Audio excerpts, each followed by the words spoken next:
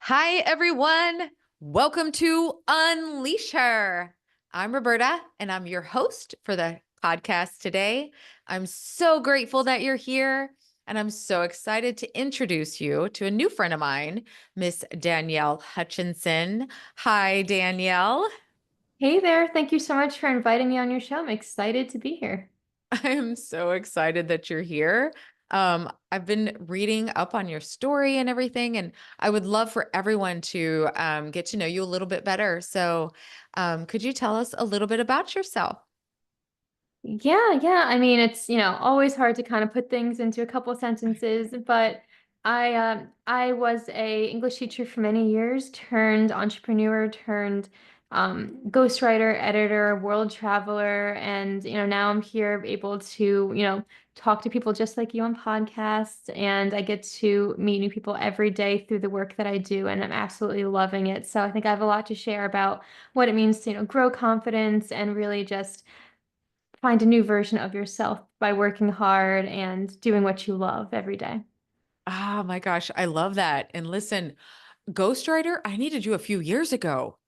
Yeah. I mean, I see where everybody can use a little bit of help with whatever stage of writing they might be on. And I looked through your book also, and maybe you didn't even need it because it came out amazing. So, but yeah, no, I love what I do. I get to meet new people and help them with all these different types of projects. It's great.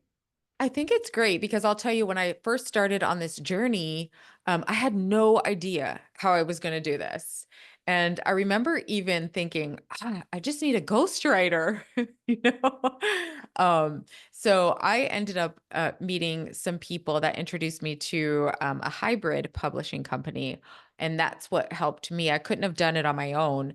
So what do you do and how do you help others? With books and tell us all about that.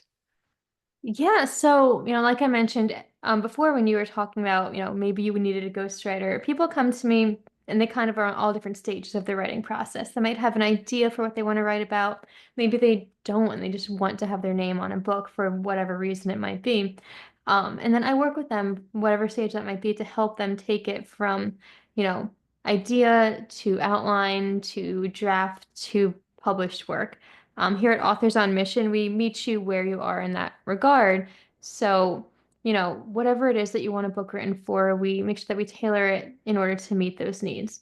So maybe you just want to get your story out. You're trying to create a legacy. Maybe you want to amplify your brand. Maybe you want to get more speaking engagements, more podcasts. All of these things can be strengthened by having a book under your name. And, it's almost like a little business card you can hold up and show others. So, in that way, that's exactly what I do. I work with people one on one and really help them bring those ideas to life. Oh my goodness. I really like that. And this is so true. I didn't realize, but everything you just said, like a book opens doors and it really is like a business card. Um so do you work with people individually? Do you do collaborations, anthologies? What do you offer? So most of the time we do work with individual clients. We have had a couple of people come to us in groups or partnerships, working with the other members of their team. For example, two co-owners of a company coming over and wanting to talk about the experience of building their company. But for the most part, it is, single entrepreneurs or, and just anybody with a story to tell.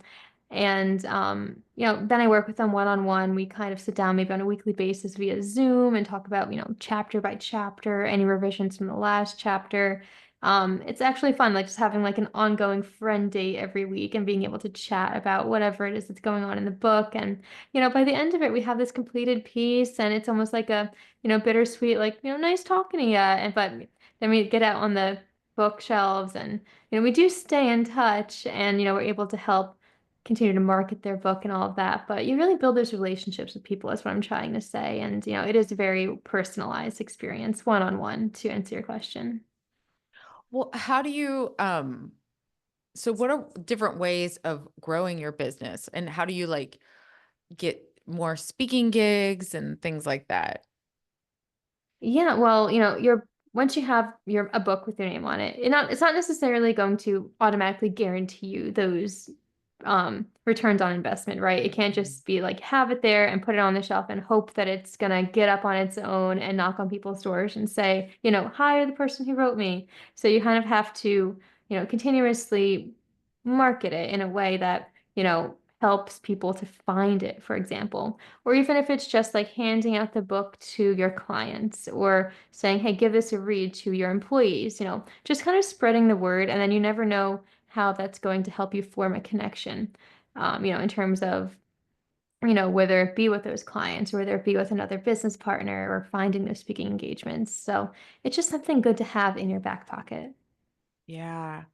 How can, so from that book, and this has happened to me, so I totally see. I mean, I've had speaking engagements. This led to like having a podcast, so anything is possible. I see that now. Um, so how can you create multiple streams of income from a book? I mean, from, besides what I said of Yeah, speaking engagements. so yeah, I mean, rather than just, like I said before, you can't just leave it there on the shelves. You can always kind of draw more material from that book. So a lot of my clients will structure their books from the beginning so that you can make more content from that same book. So for example, a chapter could also be a blog post on your blog later on, or a certain section could be a video on your YouTube channel. And that way you're kind of making multiple streams of in the media, that more people can find you and you grow that audience, which, therefore allows you more streams of income. Not to mention workshops that you can build based on your ideas that are in that book. And, not to mention the speaking engagements as well. So there's endless opportunities for it. And I've seen many of my clients, go from somebody who just has their business to amplifying in all these different areas because of their book. Yeah. And sometimes it can lead to things you don't expect. And so now we met on Podmatch, which is amazing. And I have met so many authors from there. So it's a great platform for you, huh? Yeah, So we found many different authors to come onto our podcast, for example, and talk about their experiences. And yeah, I mean, even when somebody already has a book, they can always benefit from, speaking with somebody to help them continue to market it. They're not getting enough sales from their book or they're not getting that return on investment they were hoping for. Well, having somebody by your side and giving you those tips allows you to do so. Sometimes you just need someone to talk to and they offer you a plan to help you get there. So. so so what was it that gave you this idea to start doing this? And, being an English teacher. Yeah, so I was kind of just following the standard cookie cutter path. Like, I grew up and everyone was like, you'd be a good teacher. You'd like to write, you should be a teacher, which I guess, thinking back, that kind of sentence just automatically kind of shuts you down. Like, you're good at writing, you're not going to be a famous author, so you might as well just be a teacher. Right. So yeah, I just kind of, went into that field. I loved it for many years. And and then one day I just, I was working with my boyfriend. He said, "Why not just go ahead and get onto some freelancing websites?" So I did that, and honestly, it was just a matter of clicking that button and signing up for the account, and starting to get more clients. That really just built my confidence because the more successful projects I turned around, and I was hearing these reviews, and also strengthening my skills based on that. It just grew and grew and grew. And now here I am, and I have all these opportunities under my belt because I just pressed that button and got started and continued with it and didn't give up. I think that's amazing because when I was young, okay, so I love to read, but I Yeah. do not like to write. Yeah, I hear a lot. I hear that a lot. There are a lot of people that need you. Yeah, I mean, some people might say themselves, like, I'm no good at writing or I don't like to write. But, I guess that's kind of where I come in. I can help them ease that burden. That being said, there is a huge joy in writing and getting your thoughts out into a page. But some people just have trouble, you know, finding the right words to say, and they just need somebody, they like to speak it out loud to somebody, for example, which is why, a lot of the times I talk to my clients on Zoom calls and then I'm able to, get those ideas out from them just kind of by interviewing them, you know what I mean? So, even if you don't like writing, there's all these different ways nowadays that you can still write your book. Yeah. So when you because you're coaching people to write books and helping them along the way. So do you suggest, because this was a huge thing for me during my writing process, was they were like, okay, some people suggested taking certain time every day to write, but there were some days I just sat there and looked at my paper. Or, because I like to write things down first, and then we began with the putting it into like a doc and all that. But, how do you do that? Like when people are like, I can't do it. I can't do it at a certain time, or I'm not in the mood. Yeah, well, that's a huge myth out there when people tell you, write for 15 minutes every day. Like, one, it's not Mhm. realistic. You're not going to have a free 15 minutes every day. And you're right, the ideas might not be flowing in your brain at that particular time, those 15 minutes. So I'd recommend, you have to find a time that works best for you. If you find that you're more inspired in the mornings, do your best to make it happen in the morning. Same with nighttime. Or maybe you're just literally driving to work and inspiration strikes because you see a billboard on the side of the road or something, right? So that's when you take out your notes or ask Siri to be like, write down this idea for me so that you have it later on. It's more so taking advantage of the times that do work for you rather than forcing it, if that makes sense, I'd say. um, Yes, completely. yeah, and that being said, and along with the question you asked, is many people think they just simply don't have the time to write, which I do agree with. Like, who has the time to sit down every day? But that's where we come in because we're able to help you. One, if you want to write it on your own, we help you, find a plan that does work for you, or by nature, a ghostwriter does alleviate that burden of time. We do it on your behalf, and then all you have to do is read it after the fact and maybe make some adjustments, some additions, but that's how you were able to save the time doing so and make it happen. So. Okay. So, what's the average time would you say to write a book and have it published? So the publishing is what really would take a majority of the time, and that really also depends on the publishing side of things. Being that I'm more so the ghostwriter and editor, I don't see too much of that process, but I do know it takes a couple months between formatting and putting everything together. The actual writing of the book can be as quick, as flexible as you need it to be. It's funny because I think it was like 2 months ago. I got a phone call and I was literally at ShopRite, like in the cheese aisle. And this person was like, I want to write a book by next Sunday. I look at my calendar, I'm like, today's Sunday. He wants to write a book in 7 days. So we made it happen. I mean, with the right price point, I was able to clear out my schedule. And you know what? He was very happy with the book and it got out onto the market. So it can be as quick as that. It really depends who you're working with, the schedules, your timeline. On average, though, I would say it does take a couple months to write a very, a quality book where you are reviewing every chapter and going back and forth and really diving into it. So, the ultimate answer to every question is it just depends on the situation. Okay. Okay. See, and you offer all of those suggestions like, when my daughter and I started, well, I didn't know she was going to be co-authoring a book with me.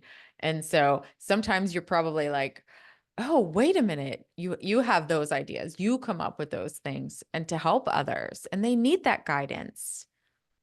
Yeah, definitely. I mean, somebody might have an idea that, you think is a good thing to run with in the book. Maybe it's not as good. So you have to kind of, discuss a little bit and see what's going to work best for your audience and the readers, but also, maintaining the message you want to get across.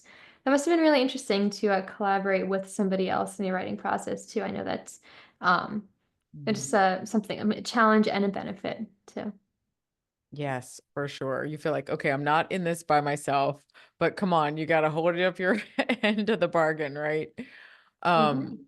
so to so to do all of this, I feel like it takes like a level of confidence. And my podcast, Unleash Her, is all about confidence. We love hearing how everyone got started. And if it was just one of those things, I know you mentioned your boyfriend had mentioned this to you. So was it his support? Do you think you would have done it if he wasn't around or?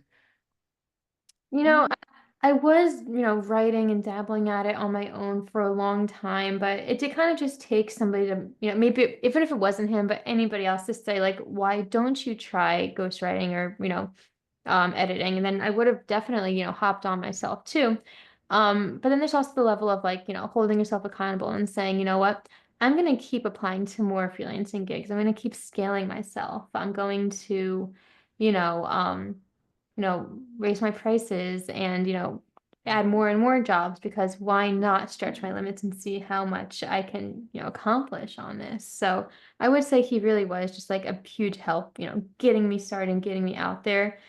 For all the women listening out there, though, by all means, don't listen to what your boyfriend's saying when it comes to this kind of thing. But he just happened to be really good at, the business end of things. And then I get to kind of sit back and enjoy just writing and talking to people and all of that. So it was very collaborative is what I'm trying to say. But going back to the confidence aspect of it, it does build a level of confidence being able to, you know, work on so many projects and refine your skills in this way. Does that make sense, Roberta? Yeah. Yeah, it does. And so, I always wonder when somebody does, I mean, just to write a book, I think is a lot, but what you've done is just taken it to that next level. So, you had to have some confidence in yourself, but I know you've also had some experiences along the way that I don't know your story. If you want to share with us, didn't you have something that happened to you? Yeah, yeah. So, it's funny because, a while back, I was, again, just teaching and everything. And then this crazy thing happened one day where I was literally just cooking my breakfast and normal day, whatever. Next thing I know, my entire head is on fire. It was insane, actually. What happened was my hair had, fallen over the stove and the flame hit it, and this whole side of my face, like we're talking like literal, like Dark Knight vibes, the Two-Face guy. It was really unfortunate, and I'm making jokes about it now, but it was actually very devastating because, I mean, it's your face. And, if we're talking about confidence here, which is why I share this story, nothing's more of a confidence builder or killer than your face, I would say. Like it's something everybody sees right away. So it took me months and I was just like bandaged up with like, having to apply all these creams and everything. But I mean, I'm not wearing makeup right now, so you would never know now, but it's been a couple years. But the reason, again, I share this is during that recovery period, I was off from teaching. So what did I have time to do? I had time to write. So, it kind of gave me that opportunity to get more into what I was looking to do with my life and help me kind of redefine, like, you know, where my passion lies. And like I mentioned before, my boyfriend was ultimately the one to say, why not start freelancing? But like that time alone with myself and really repairing my face and my mind at the same time, it helped. It was kind of a really fun, transformative time in my life. Not to say it was fun, but just to say for anybody else going through something similar, make the most of it. And, that's how it all works out in the end. Yeah. It's unfortunate, but I mean, you would never be able to tell. So that's awesome. Thank Yeah. God. Yeah. Crazy, crazy story. Yeah. So we all go through things in our lives, whether it's, really huge, things that, are very devastating that I know, yourself and many others have gone through, or if it's something like this where it is, scary, but, ultimately you can bounce back, every level, every end of the scale leads you to something else, like I guess you could say, and, it helps to build that confidence as well. Yeah, it does. And it gave you that time that you needed to really just kind of focus on you. And so Yes. that healing time was good. But I read here that you've traveled the globe twice. So that definitely seeing the world has, I think, opened your eyes to an Yeah, it's hilarious. Before I started all of my, freelancing and all of that, I'd only been on the East Coast of the United States, like literally from New Jersey to Florida, and that was really it. And then, as soon as I started, freelancing and, being a little bit more flexible with my time, we started jet setting and we've gone around the world twice already, but also on a couple different, trips and other places too. But literally we're going to like Morocco and Dubai and Italy and all these different places. And you're right that, knowing that you can go out there with something as literal just a backpack on your back with a laptop in it to do my work and, seeing all different places, that is a huge perspective builder, like just seeing the different sunsets from different places around the world in itself is just something that inspires you and builds that sort of confidence. So definitely I agree with you there, Roberta. Yeah. So, okay, two questions. Yeah. What's your favorite place you've been, and where would you like to go that you have not been? Oh boy. So, everybody has like, their favorite places that everybody else also likes. I mean, if you haven't been to Santorini or Positano, there's the most beautiful places in the world. But off the beaten path a little bit, Busan, South Korea. The most, cleanest, most beautiful place. It's a beach just surrounded by skyscrapers. And it's the coolest place because it has like these nighttime vibes, but it's also like peaceful and beautiful and highly recommend. And where I want to go, I mean, we were going to go to China this past summer. Turns out you need a visa to go there. So we were not able to. We were actually at the airport in Dubai at 4 a.m., about to board that flight. Yeah, I see your face, no joke. And they say, okay, visa, please. And we go, what? So long story short, we ended up, staying in Dubai a couple more days, but that is on the bucket list now to do it the correct way and make our way over there. So Oh my gosh, what an experience. yeah, yeah. And that's how we grow. Yeah, you have to make those mistakes and find out. And it is actually a really funny story. It's branching off of that same story because we ended up staying that extra day in Dubai. We actually made friends with a couple other people in Dubai, because it just kind of happened that way. And funny enough, we have another trip planned with those same people at the end of this month now. We're reconnecting again. They live in Ireland. So we're reconnecting over in Amsterdam. Like, you never know the way the world works. One missed Wow. flight and that's what happens. So really cool stuff. Something that your listeners can probably just keep in mind too, when something like that happens, you don't know where it's going to lead. Right? That's one thing I've learned. I'm like, okay, well, you can't get mad. You can't change it. So Yes. why get upset? Just improvise and understand that maybe you weren't supposed to go there at that time. Yeah. Yeah, maybe next time. We'll see. Ooh, oh my gosh. So that is awesome. So you're like, you can travel anywhere, you can work from anywhere. Yeah, and that's, the reason why, I like to bring these kinds of stories up because, the way that I work remotely gives me those opportunities to do so. So, I mean, not everybody's going to be able to hop up and, travel and do these fun things just by working remotely, but I'd have to say if you're building that confidence up enough and you're scaling yourself enough and you're, really managing your time and priorities enough, then anything's possible. I noticed that just being in nature, oh, my mind opens up. I'm sure that most people are the same, or I'm sure, I mean, everybody has their style, but for me, it's being out in nature and grounding. Hmm. I have my feet on a grounding mat right now inside. I'm always grounded. Oh, I love that. That's really funny. One of my ghostwriting projects was on the topic of grounding. So it's actually a pretty, if we're talking about the same thing, it's something not many people know about, right? I know. Is it literally earth beneath your feet right now? Is that where it's situated? Yes. That's so interesting. Okay, really cool. So, Yes. wow, yeah, and I definitely agree. I mean, I did the research for this particular project, and there's something about like, feeling those minerals beneath like your toes that helps you Mhm. like, in your mind and process all of that. Yeah. Really cool. Have you spoken a lot about that on your shows? I don't want to be too repetitive for your listeners, but I'm curious myself. Girl, I haven't even hardly talked about it. I guess it's something that I do.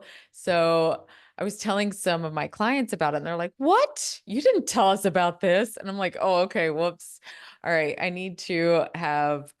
going to do a master class actually. So this is how things happen, right? Because I've done a lot of things to change myself and my health and nutrition, but this is one thing. And just think going to the beach, putting your feet in the sand and getting in that ocean water. I think there's nothing better than that.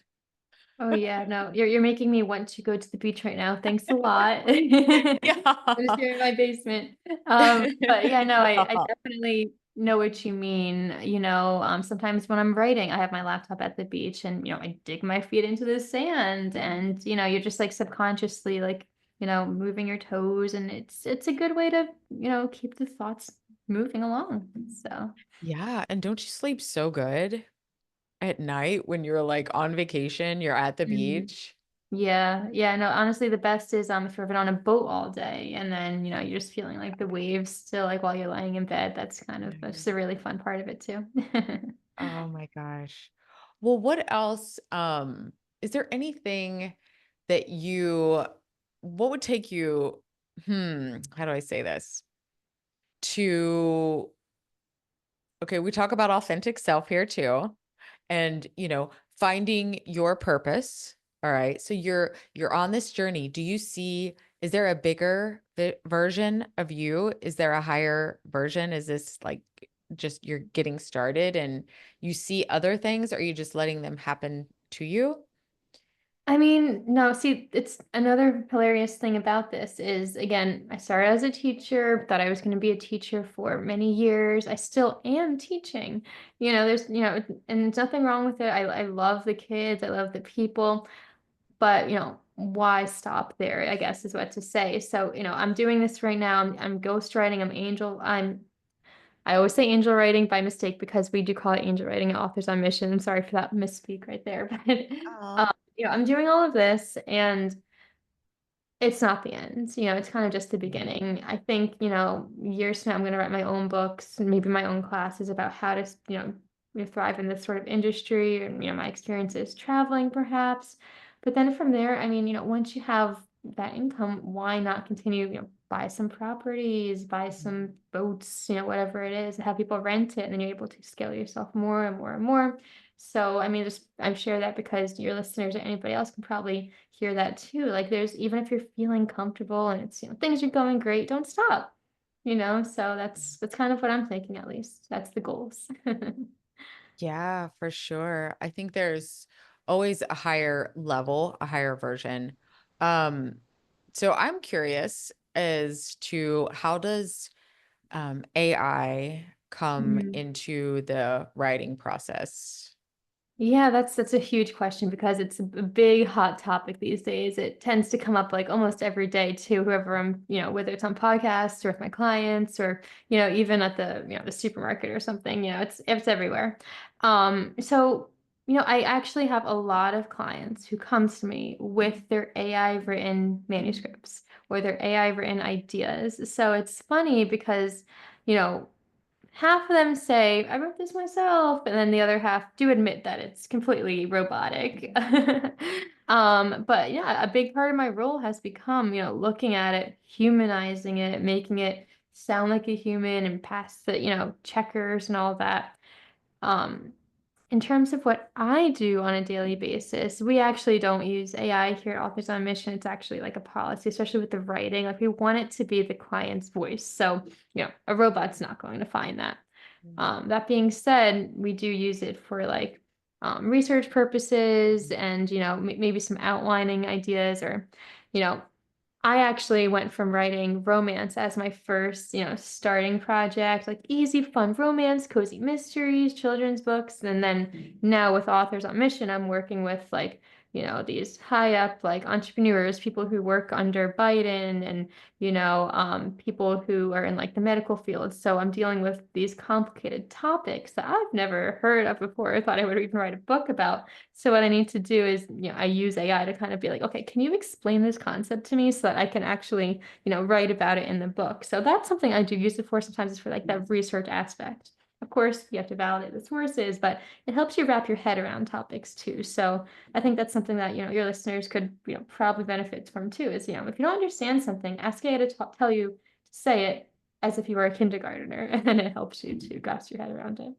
And Yes. I've used it a little bit just with for some ideas and things like that. yeah. Um, but obviously you could tell if it wasn't me, that it wasn't me, you know. Yeah, So, yeah. and we're all about finding your authentic self. So, but I have to tell you, so it was actually, oh gosh, I think it's been about a couple of years ago. I was looking for my brand. What's my brand?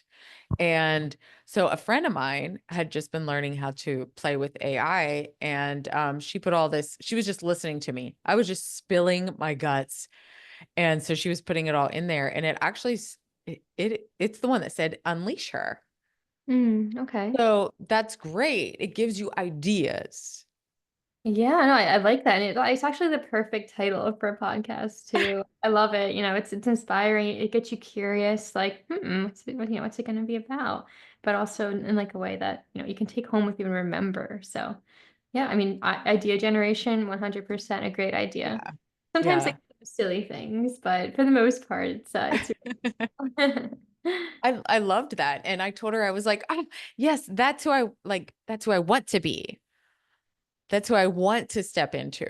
So it took me like a year to accept that version of me.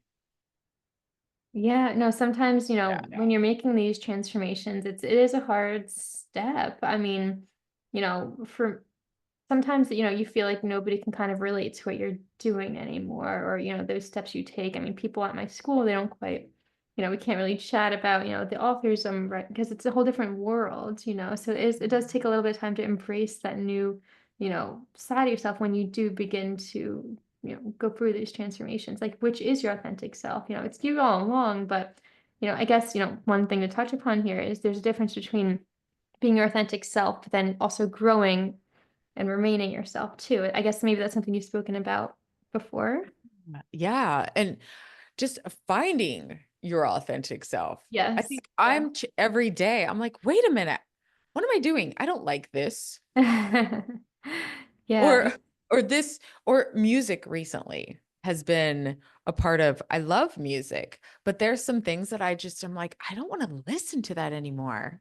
Oh my gosh. Are you finding it so hard to just find like an artist that you like listening to these days? Like Yes. I used to get so excited about like new songs coming out, but now I'm like, okay, like, Sabrina Carpenter's, oh, she's okay. But what else do we have? So I see what you mean there. Yeah, yeah. Even so mine's more, I guess, not the like top 40, top 100, whatever. Yeah.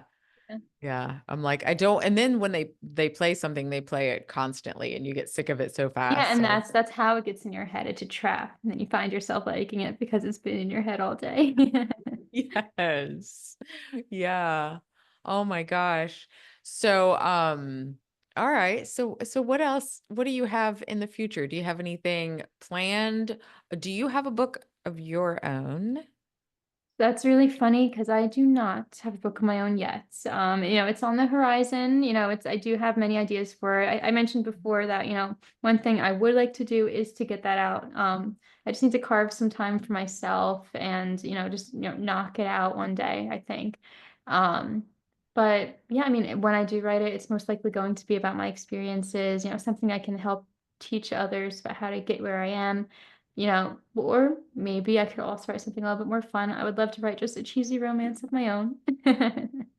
Okay. Always the funnest Yes. books to write, it's just sweet, funny, all that. So one I day, love that. yeah.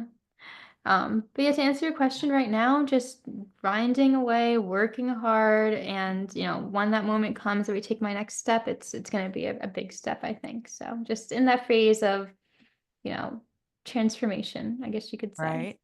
Maybe you'll have to take like a 6 month time off to write your own or something. Yeah, yeah. Or I mean, like before, it could just even a week. Just knock it out. Wow. One of these days. Yeah, I mean, like I said, back to the writing process and everything, it could happen as quickly as that. I mean, you just have to sit down and really work at it. We talked before about how you might not have the right inspiration at the time or all that, and it's not possible to find those blocks of time, but just one day saying, I'm gonna just do it. I'm gonna just write. I mean, I need to follow my own advice, but I say it to all of my clients all the time. Don't let something like that, hold you back. Just start writing. Yeah. And I'm going to tell you, like, even though I had the idea years ago to write a book, I wanted to write a children's book. I never expected this to happen. And when I decided to, I had no idea how I was going to do it. I just knew I had to do it.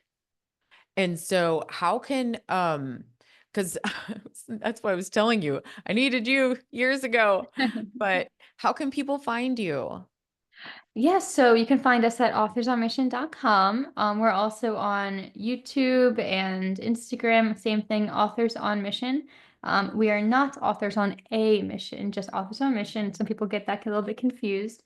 I also have a personal Instagram, We Like Books Inc., kind of building it right now. But for the most part, if you're looking to get a consultation from us, figure out how we can serve you, whether it's, ghostwriting or editing or marketing, whatever it is, schedule a call with us. We have free consultations and we'll be able to guide you in the right direction. So check us out. Oh, perfect. Thank you so much. I appreciate you being on here and taking your time out. Thank you so much. Yeah, thanks for having me. It's been a really fun conversation. Yeah, this has been really good. Thank you so much. And thank you everyone for coming today. Make sure to reach out. If you have thought about writing a book, reach out to Danielle and have that conversation with her because that is the only way that you're going to ever know. And so thank you everyone for being here today. Make sure to find my podcast, Unleash Her, on all of the major platforms. And if you are seeing us on YouTube, please make sure to subscribe to this podcast so we can have more interviewees like Danielle. And you know, you'll learn so much more. So make sure subscribe, like, and comment if you would like to hear from Danielle or speak to her yourself. Thank you all and take care. Have a blessed day, and we'll see you all later.